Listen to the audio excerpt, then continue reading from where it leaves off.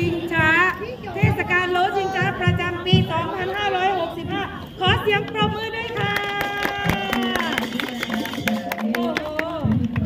ประเพณีโลชิงช้านะครับการโลชิงช้าได้ดำเนินการแล้วนะครับให้เริ่มขึ้นแล้วนะครับนี่เป็นศาสนาครับคนที่จะโลคือคนนี้นะครับที่แต่งตัวงามนี่ไม่น่าจะกล้าที่อาวุโสที่สุดในหมู่บ้านจะต้องเป็นคนเปิดการโลชิงช้าเป็นคนแรกนะคะปรบมือค่ะอายุ80แล้วนะคะยังแข็งแรงอยู่ค่ะข้อมือข้อไม้ก็ไม่ธรรมดาค่ะมีแต่เหล็กเต็มสีเนวนะโย진짜 좀 봤다. 추위야 너.ไม่ธรรมดาเราฉันเนี่ยบ้านเนี่ยซื้อร้านยาบ้านเนี่ยช่วยยังไงต่อละก่อนป้าป๋าเยอะพออย่าตัวไหนช่วยหน่อยค่ะด้วยเปิดแล้วของผู้หญิงด้วยประธานในพิธีนะคะท่านสมรองอยากให้มาแบ่งขาด้วยนะคะอาจารย์มาต่อขอใช้พยานท่านเจ้าของรถเพียงใน2 4ของอาจารย์ที่ดูเจ้าของรถกอไก่รอสามรอบวันไหนแต่ว่ามีไว้หรือเปล่าเจ้าของรถเจ้าของรถกอไก่เจ้า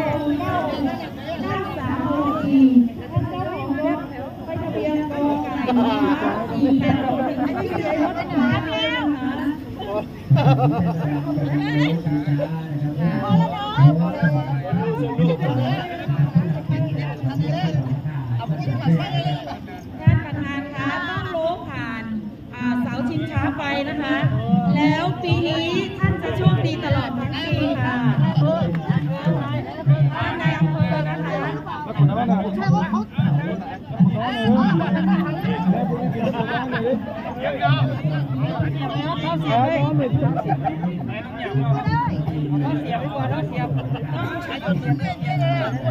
พี่นุ่มอาจารย์ก็เดี๋ยวคุณเมียนี้อาจารย์โดยกำลังจะโลชิงช้าเป็นคนที่3นะคะก็กำลังช่วยดูแลด้วยนะคะตีกองเลยไม่ได้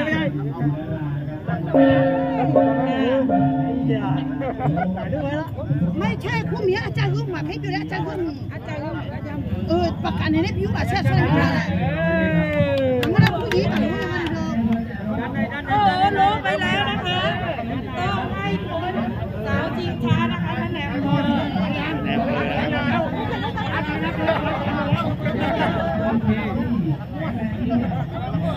ขอเสียงปรบมือด้วยค่ะด้วยอาวุโสนะคะพี่จีอาจารย์ก็เหมือนขยายประกาศที่อยู่จริงๆพ่อหลวงปัญญาอาจารย์ก็เหมือนอาจารย์อายุหลายปีโอ้โห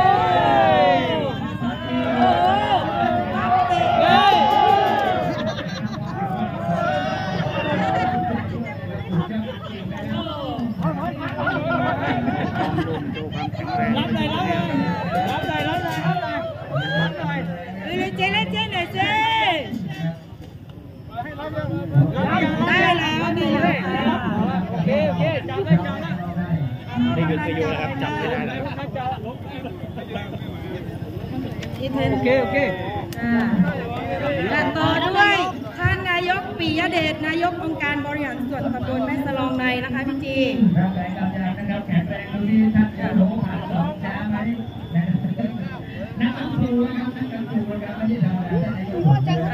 นอกจากโอ้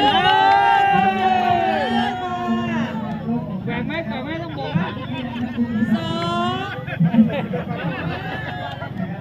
9 ครั้งนะคะ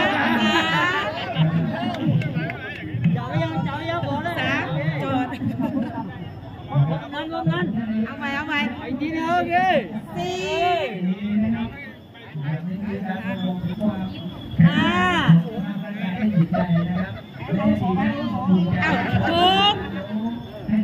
7 8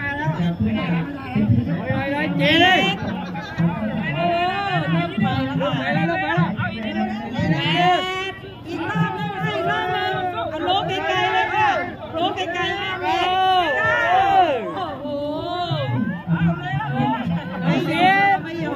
10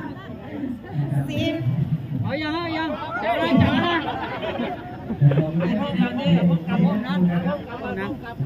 กำนันปิตินะคะผู้กำกับค่ะ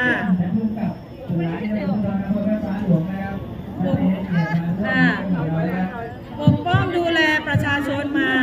อย่างดีนะคะวันนี้ท่านจะโชว์ศักยภาพให้เราดูขอเสียงปรบมือให้ท่านผู้กำกับค่ะโอ้โห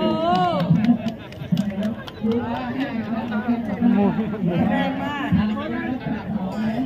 กลีลาการเลือกของตำรวจผ่านค่ะ3 รอบแล้วนะคะ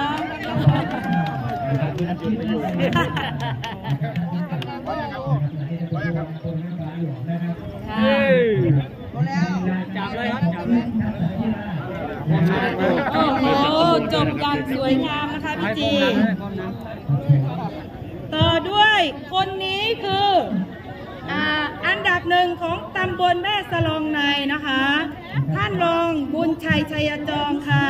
ขอด้านหน้าหลบด้วยนะคะด้านหลังด้วยโอ้โห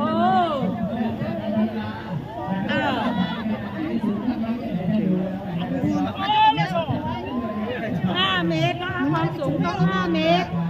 ค่ะโอ้โห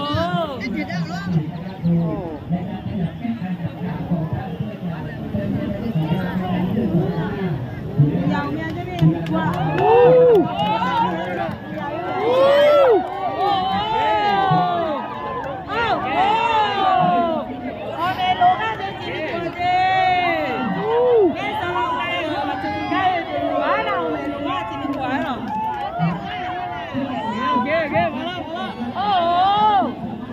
สุดนะคะคนนี้คือที่1ของตำบลแม่สลองไดค่ะ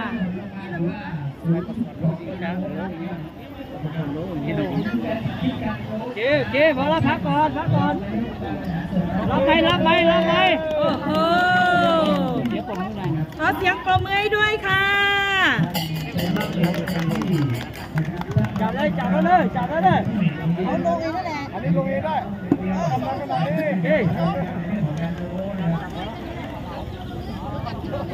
โอเคก็ท่านกำนันไปไหนแล้วคะ